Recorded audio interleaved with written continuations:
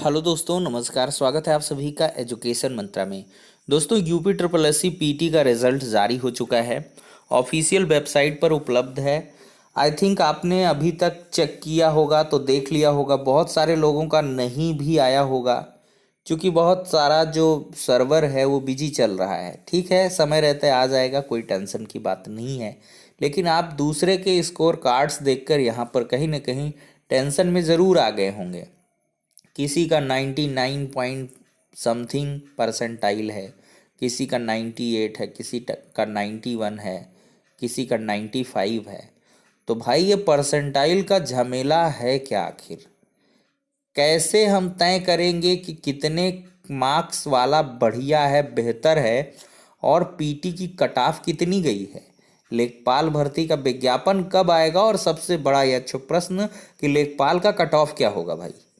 तो एक अनुमान के तहत हम बात करेंगे और कुछ चीज़ों को धरातल पर यहाँ पर चेक करेंगे कि परसेंटाइल क्या होता है। तो चलिए वीडियो स्टार्ट करते हैं।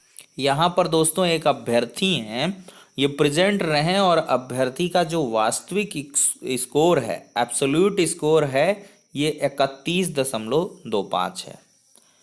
अब अभ्यर्थी का नॉर्मलाइज्ड स्कोर कितना हो गया? 34.60 हो गया।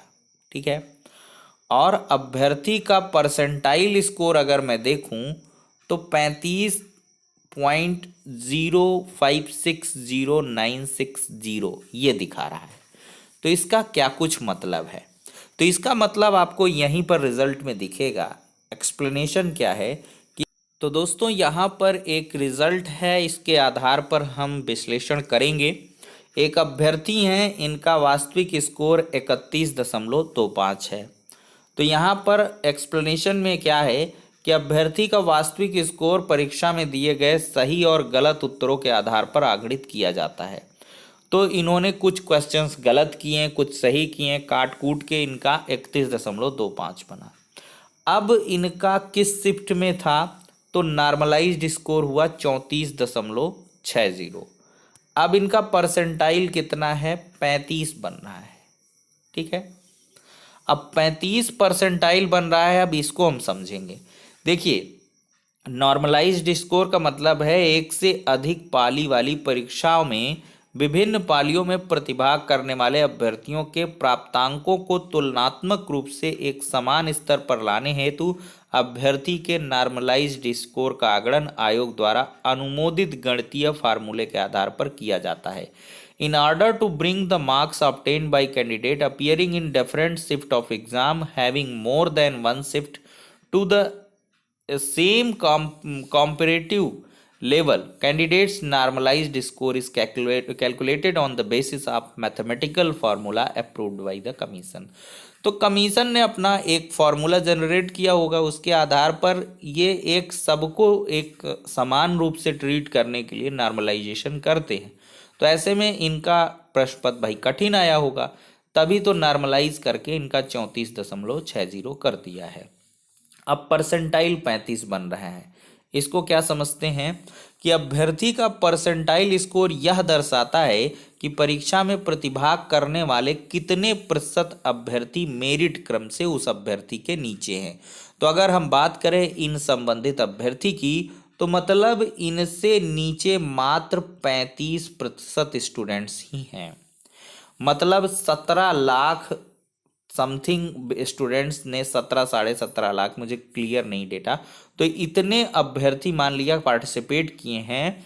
तो 17 लाख के 35% को आप आगणित कर लीजिए। मतलब उतने अभ्यर्थी इनके नीचे हैं, बाकी इनके ऊपर हैं। ठीक है। तो ये हो जाएगा आपका एक प्रकार से रैंक भी। मतलब आपने अगर 99 परसेंटाइल पाया हुआ है, ठीक है, और टोटल जो स्टूडेंट्स हैं वो आपके पार्टिसिपेट किए हैं कितने? मान लिया 1000। ठीक है, 1000 ने पार्टिसिपेट किया है, आपका 99 परसेंटाइल आया है, तो रैंक कितनी आएगी? मतलब 99% प्रतिशत। ठीक है, परसेंटाइल स्कोर। तो तो 100 से डिवाइड कर दीजिए, तो आपकी रैंक कितनी बैठ गई, 990 रैंक हो गई। तो मतलब 990 मेरिट का मतलब ये मत समझिएगा आपकी 990 रैंक हो गई, आपसे 990 नीचे हैं। समझ रहे हैं आप कि 990 विद्यार्थी आपसे नीचे हैं, आप ऊपर के 10 विद्यार्थियों में से एक हो। मतलब आपका रैंक काफ़ी बढ़िया है। जितना ज़्यादा हाई परसेंटाइल और नंबर ऑफ कैंडिडेट्स, इससे आप गुणा वगैरह करके परसेंटेज निकाल सकते हो कि इतने अभ्यर्थी आपके नीचे हैं सीधे से। ठीक है, 100% में जितना कम है आपका, उससे आप अपने परसेंटाइल में मतलब 100% से जितना कम है परसेंटाइल, उसको मल्टीप्लाई कीजिए नंबर आप जो कैंडिडेट पार्टिसिपेट किए हैं, तो आपकी एग्जैक्ट रैंक आ जाएगी। ठीक है, कि कितनी रैंक है आपकी। ठीक है, ये क्लियर होगा। अब दोस्तों यहाँ पर सबसे बड़ी बात है कि नॉर्मलाइजेशन कितना क्या कुछ हुआ है। तो नॉर्मलाइजेशन का ज़्यादा प्रभाव नहीं पड़ा है, मैं आपको कई सारे रिजल्ट्स दिखाता हूँ। देखिए यहाँ एक हमारे पास रिजल्ट है 69.25 और नॉर्मलाइज्ड है 70.23। कितना फ़र्क है, एक नंबर का यहाँ पर फर्क आ रहा लगभग। और यहाँ पर परसेंटाइल बना 94। देखते हैं अगला। देखिए 70 इनका स्कोर है, परसेंटाइल है 70.93 और इनका परसेंटाइल बना 94.54। इनका देखिए 89 नंबर है और नॉर्मलाइज्ड होके 88.75 और परसेंटाइल बना 99.96। इनका देखिए 61.75 नॉर्मलाइज होके 60.20 82 परसेंटाइल बन रहा है। तो यहाँ से एक बात तो दोस्तों तय मानिए कि जिसका हाई परसेंटाइल है, मार्क्स से आपको बता दे रहा हूँ, इनके 61 मार्क्स ही बन रहे हैं। तो लेखपाल भर्ती है लगभग आपकी 8000 पदों पर, इसके 15 या 18 गुना मान लीजिए अभ्यर्थी पार्टिसिपेट करवाएंगे। तो आप समझ के चलिए मोटा मोटी 1.5 लाख यहाँ पर पार्टिसिपेट करेंगे। तो भैया आपकी अगर 1.5 लाख तक वैसे रैंक होगी तो आप लेखपाल के लिए पार्टिसिपेट कर पाओगे, अन्यथा आप नहीं कर पाओगे। लेकिन एक बात समझिएगा, CCC होना चाहिए और परसेंटाइल भले ही 99 आपका हो, 100 हो, CCC नहीं है तो आप बाहर हो। तो आप ये समझ लीजिए कि बहुत सारे लोगों के पास CCC नहीं है। तो ऐसे में 1.5 लाख की जगह आप 2.5 लाख ले सकते हो।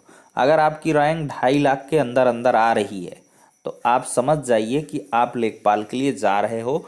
और मोटे तौर पर अगर हम बात आपको बता दें तो जो हम पहले बताए थे 70+ UR का, 65+ OBC का और 60+ ये SC ST का, ये सब जो है लेखपाल का देंगे। कोई ऐसी टेंशन की बात नहीं है। इतने मार्क्स अगर आपने पाए हैं तो आपका हो जाएगा। ठीक है, इनका देखिए 88 89 99.96 इनका परसेंटाइल बन रहा है।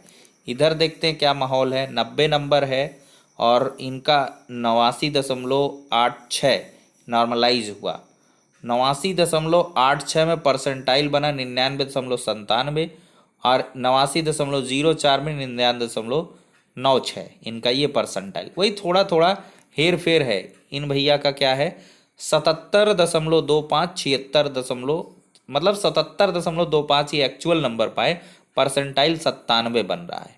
इनका देखते हैं 73 है 0.25 नॉर्मलाइज होके 72.48 बना और इनका जो है 95 परसेंटाइल बन रहा। इनका क्या है 77.50 है 97.90+ वाले परसेंटाइल एकदम धड़ल्ले से जाएंगे लेखपाल के लिए, ये तय बात है। ठीक है, तो ये परसेंटाइल के झमेले में ज़्यादा परेशान ना हो। और लेखपाल भर्ती का विज्ञापन आप तय मानिए कि नवंबर महीने में आपका जारी हो जाएगा, क्योंकि इसके लिए CCC में संशोधन करना है नियमावली में, फिर इसके बाद विज्ञापन आ जाएगा।